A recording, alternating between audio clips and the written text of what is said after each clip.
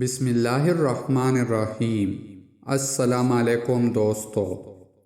عاصم بن حمزہ بیان کرتے ہیں کہ ایک جوان لڑکا مدینے میں کھڑا رو رہا تھا اور فریاد کرتا تھا کہ اے خداوند عالم، تو ہی انصاف کرنے والا ہے، میرے اور میری ماں کے درمیان انصاف فرما۔ اتنے میں ادھر سے حضرت عمر رضی اللہ عنہ کا گزر ہوا۔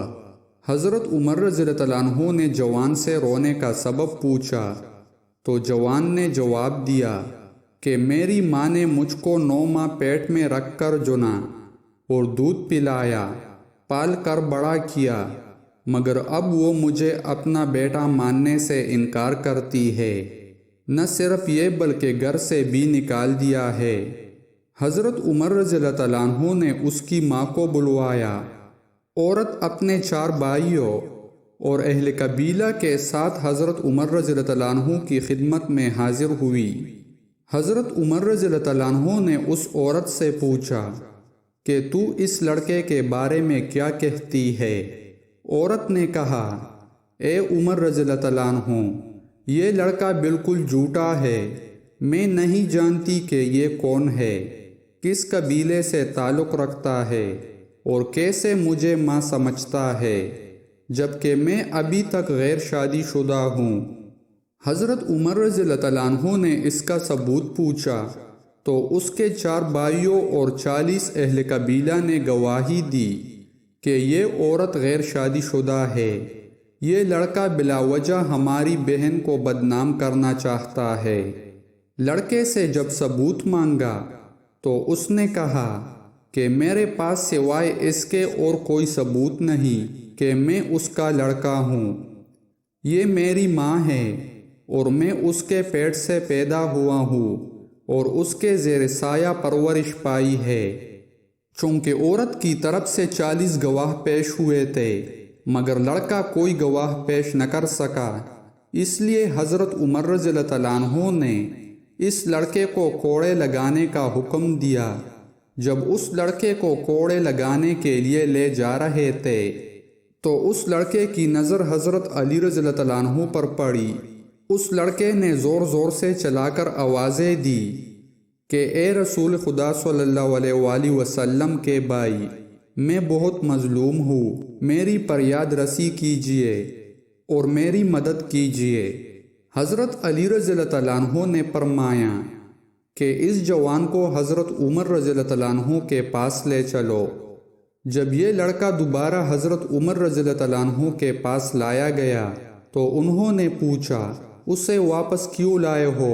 لوگوں نے کہا کہ جناب حضرت علی رضی اللہ عنہ کے حکم سے واپس لائے ہیں۔ اسی وقت حضرت علی رضی اللہ عنہ بھی تشریف لائے اور فرمایا کہ اس لڑکے کی ماں کو میرے سامنے لاؤ۔ جب لڑکے کی ماں آئی تو اس سے پہلے کی طرح سوال کیے گئے اور اس نے اپنے 40 گواہ بھی پیش کیے جنہوں نے اس عورت کے پاکیزہ ہونے پر گواہی دی۔ لڑکے سے پوچھا تو اس نے وہی کہا جو پہلے کہہ چکا تھا۔ اب حضرت علی رضی اللہ عنہ نے حضرت عمر رضی اللہ عنہ سے اجازت مانگی کہ میں ان دونوں کے درمیان فیصلہ کروں گا۔ حضرت عمر رضی اللہ عنہ نے کہا، میں آپ کو کیوں کر روک سکتا ہوں جبکہ میں نے رسول پاک صلی اللہ علیہ وآلہ وسلم سے سنا ہے کہ آپ صلی اللہ علیہ وآلہ وسلم ارشاد فرماتے تھے کہ اے لوگو، تم سب میں سے علی رضی اللہ عنہ میرا بھائی ہے، سب سے زیادہ علم جاننے والا ہے اور انصاف کرنے والا ہے۔ حضرت علی رضی اللہ عنہ نے کہا کہ میں آج تمہارے درمیان ایسا فیصلہ کروں گا جو خدا اور اس کے رسول صلی اللہ علیہ وآلہ وسلم کو پسند ہے اور جس سے وہ دونوں راضی ہوں گے۔ پھر حضرت علی رضی اللہ عنہ نے اس عورت سے کہا کہ تیرا کوئی ولی ہے؟ چاروں بھائی آگے بڑھے۔ حضرت علی رضی اللہ عنہ نے اس سے فرمایا کہ تم میرے فیصلے پر راضی ہو جو تمہاری بہن کے لیے کروں۔ اس کے بھائیوں نے کہا، ہم لوگ راضی ہیں۔ اس طرح اس لڑکے سے بھی معلوم کیا سب کی رضامندی لے کر آپ نے حاضرین سے ارشاد فرمایا، میں خدا کو گواہ کرتا ہوں اور حاضرین بھی گواہ رہے کہ میں نے اس عورت کو بیعوض 400 درہم کے اس لڑکے کے عقد میں دیا اور 400 درہم اس لڑکے کو دیے کہ اس عورت کے دامن میں ڈال دے اور اس کا ہاتھ پکڑ لے اور اپنے مکان پر لے جائے اور اس وقت سے پہلے واپس نہ آئے جب تک کہ غسل جنابت سے فارغ نہ ہو جائے۔ جوں ہی یہ فیصلہ اس عورت نے سنا تو غم سے اس کی چیخیں نکل گئی اور کہا کہ یہ کیا غضب ہو گیا کہ میں بالکل ہی جہنم کا ایندھن بن جاؤں۔ میں اقرار کرتی ہوں کہ یہ لڑکا میرا ہے اور میں اس کی ماں ہوں، ایک ماں کیوں کر اپنے بیٹی کی بیوی ہو سکتی ہے۔ حضرت علی رضی اللہ عنہ نے اس سے فرمایا، پہلے ہی اقرار کیوں نہ کیا؟ وہ عورت کہنے لگی، اے حضرت علی رضی اللہ عنہ، میری کوئی خطا نہیں ہے، یہ سب قصور میرے بھائیوں کا ہے، کیونکہ انہوں نے پہلے میری شادی ایک مالدار آدمی سے کر دی جس سے یہ لڑکا پیدا ہوا، بعد میں اس آدمی کا انتقال ہو گیا۔